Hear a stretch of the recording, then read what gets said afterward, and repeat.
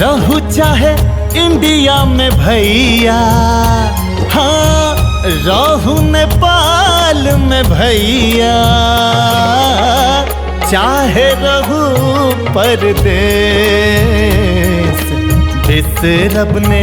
कहियो यो भैया, भूल बने कहियो यो भैया, अपन मिथिला देश भूल बने कहियो यो भैया, अपन मिथिला देश।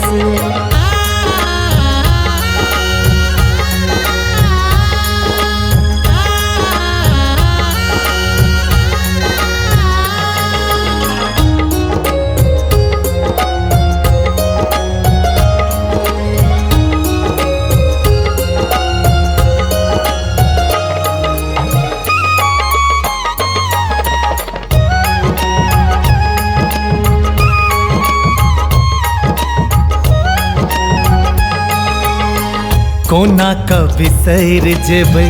अंगना दलानियो, आमक गाछी में बनल मचानियो,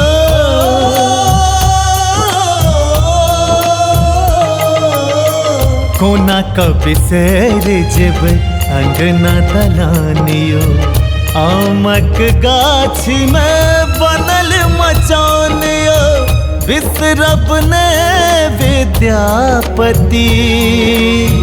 बिसरब ने विद्यापति, बिसरब ने सलहेश, बिसरब ने कहियो यो भैया, भूल बने कहियो यो भैया, अपन मिथिला देश बिसरब ने कहियो यो भैया, अपन मिथिला देश।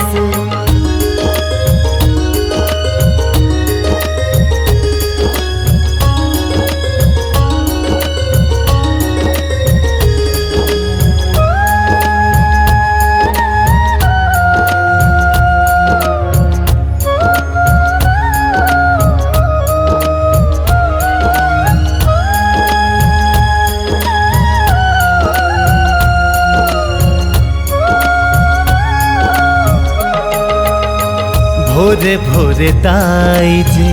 गाबै पराती, होली के रंग आ दिया बाती,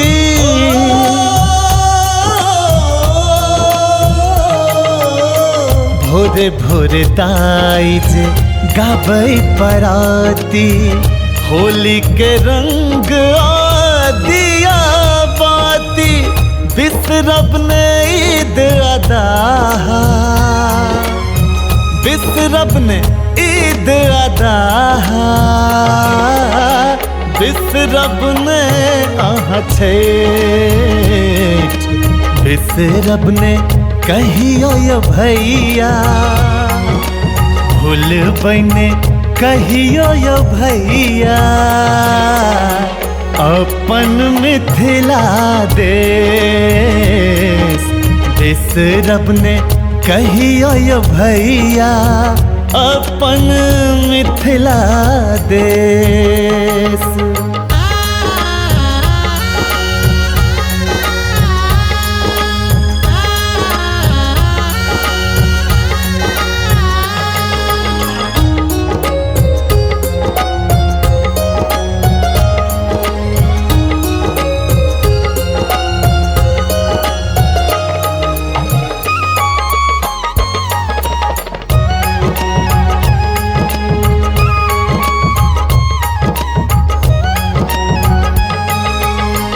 बिसरब ने अपन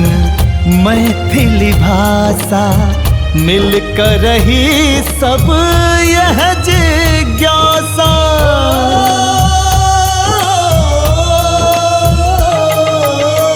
बिसरब ने अपन मैथिली भाषा, मिलकर रही रहे यह जिज्ञासा, धोती कुर्ता मुरेठा, धोती कुर्ता मुरेठा, पाग अपन ऐवेश